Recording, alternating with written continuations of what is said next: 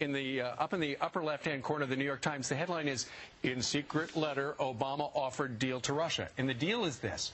Hey, Russia, you lean on Iran. Get them to stop building that nuke program, and we won't do the missile defense in Eastern Europe. We don't, as a country, recognize evil anymore.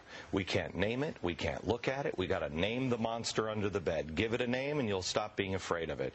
The name in this particular case is Vladimir Putin. Vladimir Putin is not a good man. He is not our friend. We should not be negotiating with a guy who is helping Iran build it. Yeah, but don't we need Russia? We need Russia on our side if we're going to actually be able to deter Iran, don't we? We need Russia to be on our side, but we don't give away the defense. Look, I had a head of state tell me 6 months ago, a head of state over in that area. He said to me, when I met with President Bush, he said to me, and this was on the day that he just got out, and he was shaken, and I know this man, and he was shaken, and he said, "Your president said to me today," he said, he was very, and he was searching for a word, apocalyptic. And I said, like the four horsemen of the apocalypse, that kind of apocalypse? You have the right word? And he said, yes. He said, your president left me with this statement: "We will be there by your side if we survive." If we survive. What are we doing abandoning people that are on our side, that You're talking about Eastern Europe, too, and they have stood by us in everything we've done. The Poles and the Czech Republic have been sold out with this letter. They understand freedom. We don't even understand freedom anymore. We are a country that is headed towards socialism, totalitarianism, beyond your wildest imagination. I have to tell you, I'm doing a story tonight that I wanted to debunk these Fema camps. I'm tired of hearing. You know about them? Sure. I'm tired of hearing. I wanted to debunk them. Well, we've now for several days done research on them. I can't debunk them. And we're going to carry the story tonight. I don't know anything about them. So it is our government. If you trust our government, it's fine. If you have any kind of fear that we might be headed towards a totalitarian state, look out. Buckle up. There's something going on in our country that is ain't good. All right, something else you're going to talk about coming up next. I know. I'm wondering if Gretchen, do not get on the couch. Stay above the table. Gretchen. What?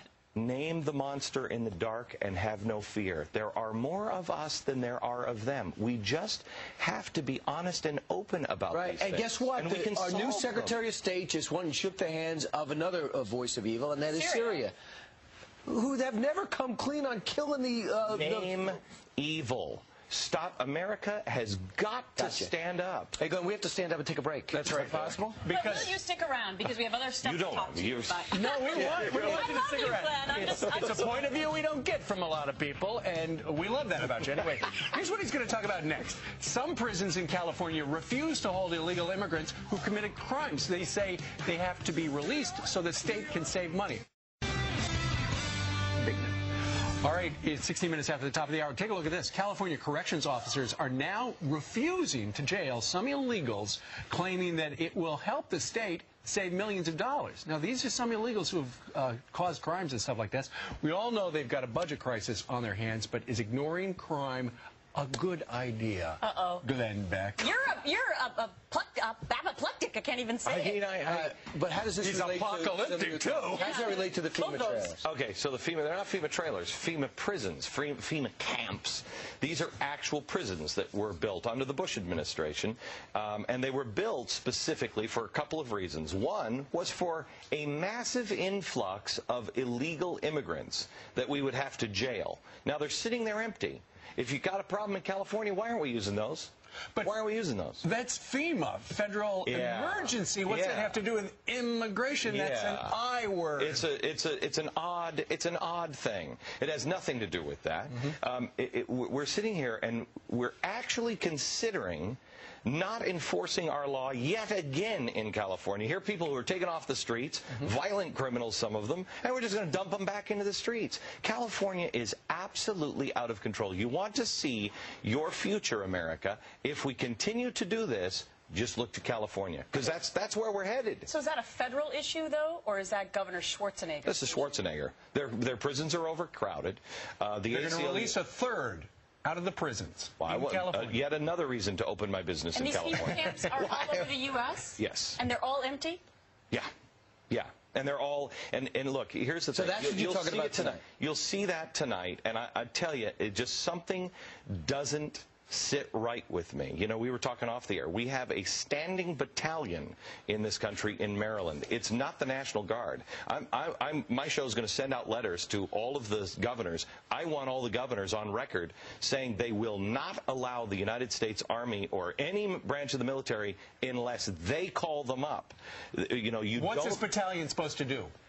It's for emergencies. It's for civil unrest. So it's like the National Guard? But it's not the National Guard. It's a super guard. It's a super guard. When did it start? August it was. They say it was for September 11th, but it was actually put into place this last August. So you're saying that we had trouble recruiting for a while for the military, but you're saying we didn't have any trouble forming this force, and who pays for it?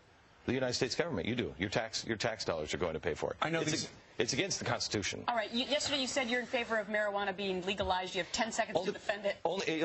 Only for this reason. Let's have the real debate. They're talking about a budget crisis in there. We've got Mexico burning down. We either enforce our laws and put people who smoke pot behind bars, or we legalize it to relieve the pressure down on the border and to relieve the pressure so we don't have a constitutional crisis. Obama says it's a federal law against it, but if California, if you want it, great, you pass it, and I won't enforce the law. Yes enforce or no? the laws or change them. Will you wear that outfit on your show at 5 o'clock? Yes or no? I may wear tennis shoes.